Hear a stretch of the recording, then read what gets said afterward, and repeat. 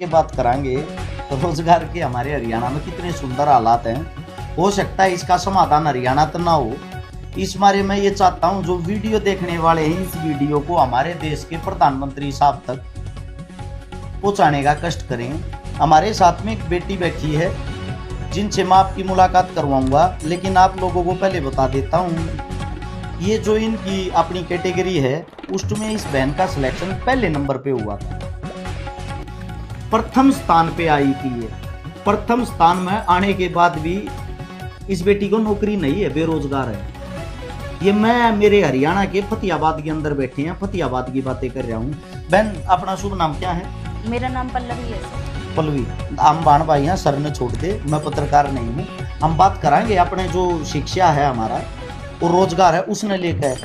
बेबे कड़े थी पढ़ाई कर रखी आपने?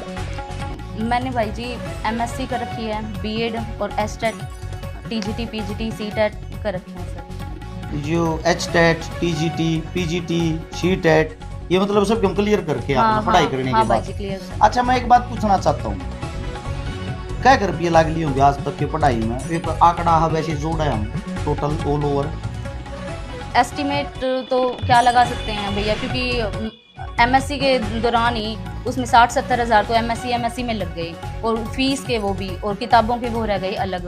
बीएड में दिए थे 75 हज़ार, बीएड में फीस किताबें रह गई अलग। और जैसे हम पढ़ने जाना है उसमें हमारा किराया भाड़ा भी लग गया, कापी किताबा की भी लग गए हैं। मतलब मंथली जो खर्चा है एक माता पिता को पढ़ाने में मेरे हिसाब से आज के टाइम पे कॉलेज में जब जाना शुरू हो गया है, जब की बात कर रहे हैं, मेरे हिसाब से 6 से 7 हज़ार रुपये का लग जाता होगा महीना। हाँ बस, क्योंकि स्कूलों में फीस बहुत घनी महंगी हो रही है। हम तो नहीं सुनने में है प्राइवेट स्कूलों में एक बच्चे की 15-15 हज़ार रुपये फीस हो रही, छोटे छोटे बच्चे की। अच्छा जब पढ़ाई इतनी महंगी हो रही, इतने रुपये आपके माता पिता नापक खर्च करती है और आपको इस काबिल बना दिया बेटा आप पढ़ने के लायक हो और आप नौकरी के लिए तैयारी करो। नौकरी के लिए आपने तैयारी करी, उस तैयारी में आपने टीजीटी, पीजीटी, एचटेट और सीटेट ये सब चीजें आपने क्लियर कर दी। हाँ। ये क्लियर करने के बाद आपके भी सपने होंगे कुछ न कुछ, तो सोचा तो होगा नौकरी? सपना तो ना शुरू से यही था कि 10वीं के बाद ही जैसे +1 की क्लासेस लगाई, टीचर इतने बढ़िया थे कि शुरू से लेक्चरर बनने का सपना था। और जल्दी शादी हो गई, हम 4 बहनें हैं, जल्दी 16 साल की उम्र में शादी होगी। उसके बाद +2 मैंने उसके बाद किया, शादी के बाद। उसके बाद मैंने ग्रेजुएशन की भिवानी से। अब सास ससुर घर है नहीं, बच्चों को रखने वाला है नहीं, मेरे माता पिता ने मेरे बच्चों को संभाला, तब जाके मैं पढ़ाई कर पाई हूँ। भिवानी से फिर मुझे एमएससी करनी थी हिसार, फिर मैं अधिकतर मैं मायके में रही हूँ क्योंकि ससुराल में कोई है ही नहीं बच्चों को रखने वाला।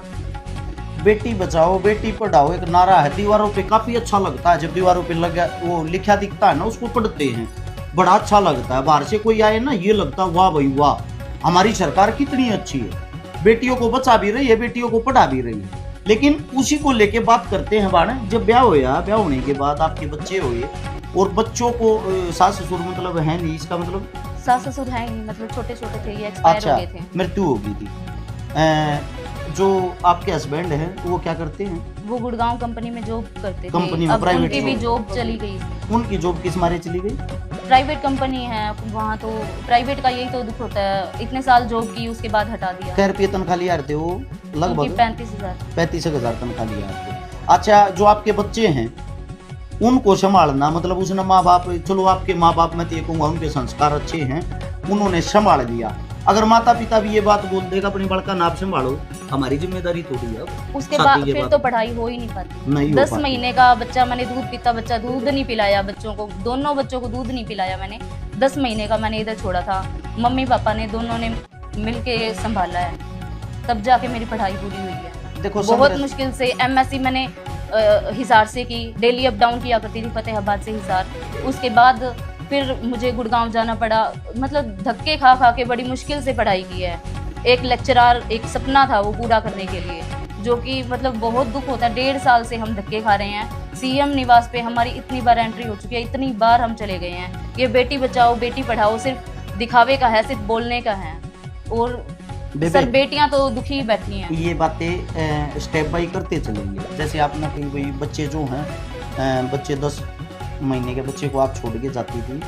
देखो जिसको कामयाब होना है ना वो संघर्ष करता है। मेरा भी 4 महीने की मेरी बेटी थी, मेरी पत्नी उसको छोड़ के मेरे चुनाव में कैंपेनिंग कर रहा थी, चुनाव लड़ रहे थे। तो लोग इन चीजों को पता क्या, लोग तो इन चीजों को एक मजे के तरीके से देखते हैं, कर रहे होंगे भाई, जरूरी अपने घर क्यों ना रहते। जो एक ऐसा दल है ना, वो आपको इन बातों पे पता क्या ये नहीं बोलेगा, आपके संघर्ष को सलाम नहीं करेगा, वो ये देखेगा भाई 10 महीने के बच्चों को छोड़ने की क्या जरूरत है। देहाती आदमी पता क्या बोलेगा, अपने बड़का ने क्यों नहीं संभालती, ब्याह दी था दी अपना काम कर।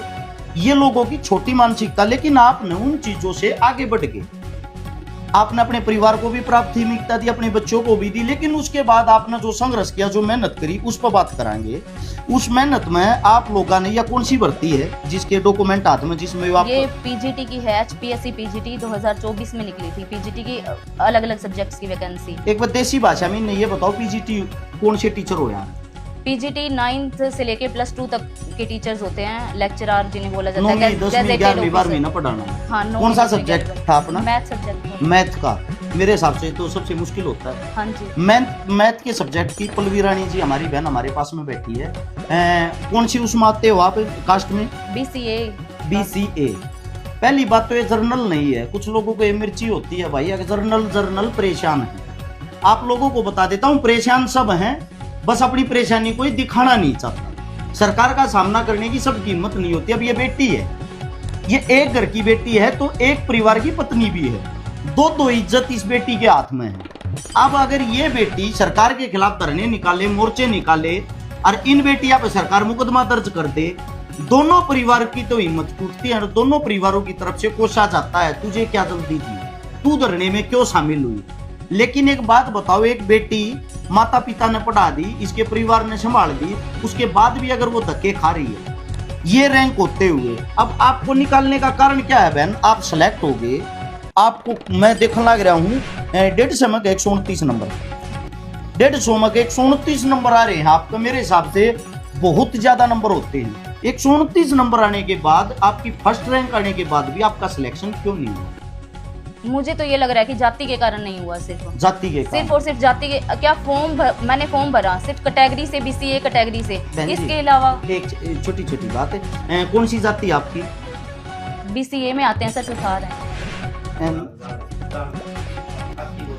अच्छा, खातियों के अंदर से आती है मेरी बहन, जांगड़ा है। अच्छा, मैं ये बोल रहा हूँ, अगर एक मुद्दा और भी आता ना, यहाँ हर जगह आप रोडों पे देखोगे लोग चिल्लाते हिंदू हिंदू हिंदू, के जांगड़ा भी तो हिंदुओं में आते होंगे। हाँ जी।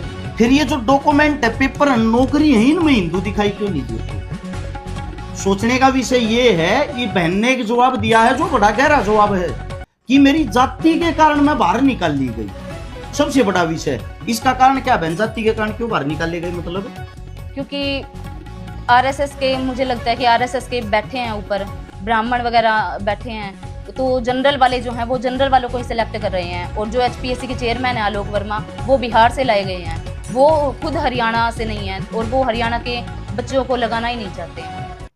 बहन का कहना ये है, अगर RSS वाले ने हर चीज पे कब्जा कर लिया, उन चीजों को एक अपना प्राइवेट ट्रस्ट बना दिया है, जी करे उसको लगा लिया, जी करे उसको हटा दिया। लेकिन बहन का कहना ये, जनरल कैटेगरी वालों ने कब्जा कर लिया है। अब आपको बता देता हूं, मैं स्वयं जनरल कैटेगरी का हूं बहन, हमारे हालत आपसे भी बुरे हैं, हमारे भी हालत सेम ऐसे ही है। किसी जाति ने कब्जा नहीं किया है, कब्जा उन आदमियों ने कर लिया है जो सरकार के पीछू हैं, वो किसी भी जाति के हो सकते हैं। अच्छा, उससे दूसरी जो चीज है, सबसे मेन चीज है, जिक्र होया आलोक वर्मा जी। आलोक वर्मा ना बहन? आलोक वर्मा, ये एक बिहार का है, किस पोस्ट पे है ये?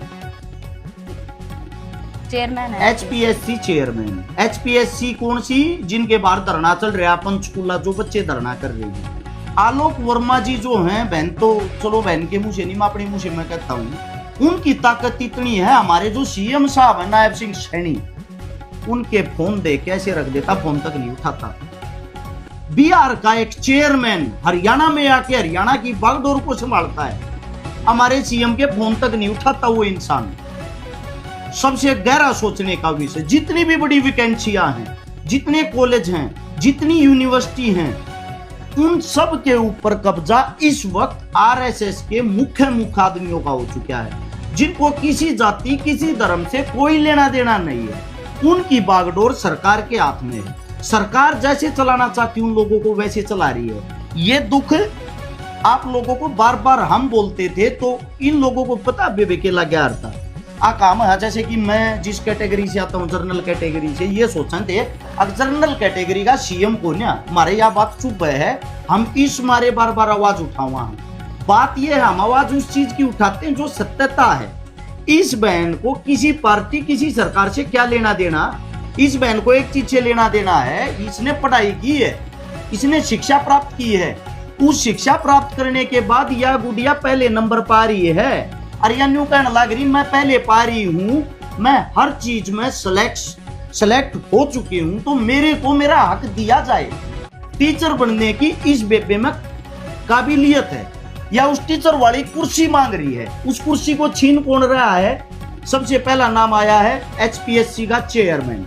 चेयरमैन किसका आदमी है? सरकार का। सरकार ने उसको लगाया है, वो इतनी ताकत में उसका जो मन करे उसको लगाता है। दूसरी बात, कुछ भाई ये सोचते होंगे बेबे जनसंख्या ज्यादा होने के कारण रोजगार बहुत घने हो रही है। रोजगारों की अगर बात करें, पहली वीडियो में भी आंकड़ा बताता 15,500 वैकेंसियां इस वक्त सरकारी टीचरों की जरूरत है, खाली हैं वे कुर्सियां। खाली होने के बाद भी पहले नंबर पर आने वाली ऐसी बेटियां अपने घर पे बैठी हैं और दीवारों पे लिखा हुआ होता है बेटी बचाओ बेटी पढ़ाओ। बेटी हम बचा रहे हैं, बेटियों को संभाल भी रहे हैं, बेटियों को पढ़ा भी रहे हैं, लेकिन बचाने के बाद पढ़ाने के बाद भी इनकी ये हत्या हो रही है। अच्छा बेबी एक बात बताइए, तेरे जो बालक है, क्या बालक है? दो बालक है। बर्थडे करके जिस हिसाब में जब नौकरी नहीं मिल रही, तो इतने रुपये खराब कर लिए, इतना सब कुछ खराब कर लिया, आगे चल के क्या तू अपने बड़का न पढ़ाओगी?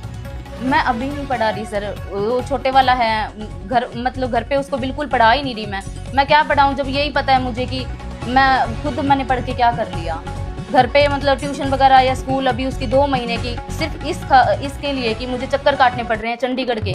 2 महीने से मेरा बच्चा छोटा घर पे बैठा है, मैं स्कूल नहीं भेज रही हूँ उसे क्योंकि मुझे जाना पड़ता है। उसका गुड़गांव एडमिशन है, गुड़गांव से मुझे इधर आना पड़ा फतेहाबाद, इधर मम्मी पापा के पास छोड़ रखा है। मुझे दूसरे तीसरे दिन मुझे चंडीगढ़ के चक्कर काटने पड़ते हैं, इन मंत्रियों के आगे हाथ फैलाने पड़ते हैं, भीख मांगनी पड़ती है इनसे। एक तकलीफ की बात और बताता हूँ बहन आपको, जो मैंने खुद फील करी, मैंने देखी, जो मतलब 10वीं और 12वीं ये उसने के कहा अगर जो कर लिया रुपये देखो 10वीं 12वीं घर बैठ के करे यार ओपन अंकल जी ठीक होता ओपन तो 10वीं 12वीं कर रहे ना, जो वे मोटी मोटी घूस देकर 25-25 30-30 लाख या कहीं ना कहीं सेटिंग करके वे सीधे बड़ी बड़ी पोस्टा पर लग जाए। 12वीं करे उड़ बालक, वे आपने अच्छी पोस्टा पर ला के और वे इसी बाणा ने फिर ज्ञान देते पाओगे।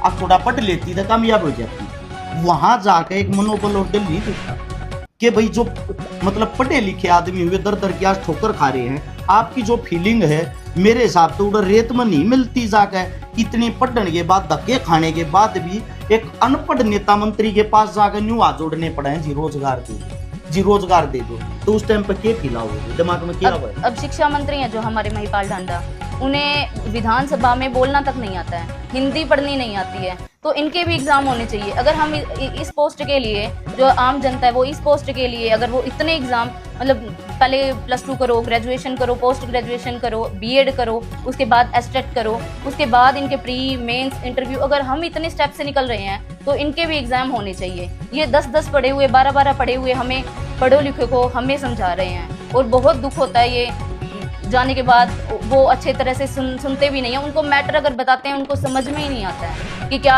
हम बताएं ये भाई हमें क्यों बाहर निकाला गया, उन्हें समझ में ही नहीं आ रहा है तो वो क्या समझेंगे। अच्छा बेबे एक बात और बता, जाति के कारण जैसे बाहर निकाला गया उसका रीजन के मतलब जाति सर्टिफिकेट नहीं था? जाति का सर्टिफिकेट पिछली बार 3-4 महीने पहले जब भर्ती हुई है सेम 3 इंटरव्यू के टाइम पे इन्होंने लिए हैं, तो अब क्या हो गया, इलेक्शन के बाद इन्होंने जस्ट कैंसिल कर दिए लेने, इलेक्शन से पहले इन्होंने ले रहे थे।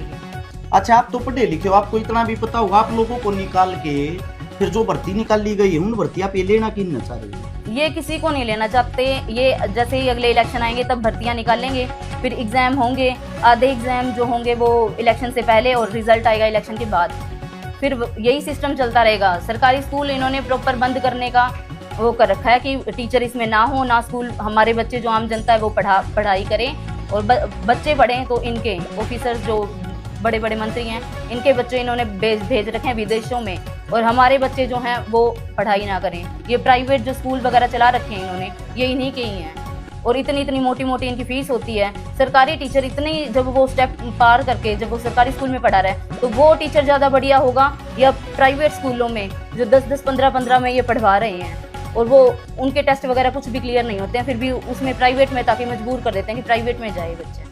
पहले तो मैं मेरी बहन को सैल्यूट करना चाहूँगा। मेरी बहन ने देश के लिए आंखें खुलने वाली बातें कही हैं 2-4। सरकारी जो टीचर होता है, सरकारी टीचर यहाँ फर्स्ट रैंक आने के बाद भी धक्के खा के नौकरी मिलती है, और उन सरकारी स्कूलों को, कॉलेजों को, यूनिवर्सिटियों को बंद किया जा रहा है। जो चल रहे हैं उनके ऊपर उसी RSS वालों का कब्जा है, उनके भारी भारी आदमी बैठाए जा रहे हैं जो सरकार की कठपुतली बन के कार्य करते हैं। उससे दूसरा जो मेन बात है, समझने योग्य बात है, अभी मैंने देखा बहन हमारे शिक्षा मंत्री साहब, जिनका आपने नाम लिया महिपाल डांडा जी, एक प्राइवेट हॉस्पिटल का उद्घाटन करने जा रहे हैं। यानी कि इसका मतलब ये हो गया, क्या हमारा हरियाणा इसका बिल नहीं है, हमारी सरकार इसका बिल नहीं है कि सरकारी हॉस्पिटलों के उद्घाटन हम करके प्राइवेट हॉस्पिटलों को बंद करें।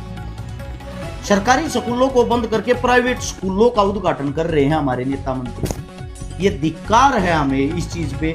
दूसरी चीज, शिक्षा मंत्री साहब, जो हमारे शिक्षा मंत्री साहब, अगर आप तक यह वीडियो नहीं पहुंची हो, मैं जनता को कहना चाहूंगा शेयर करके शिक्षा मंत्री जी तक पहुंचा देना।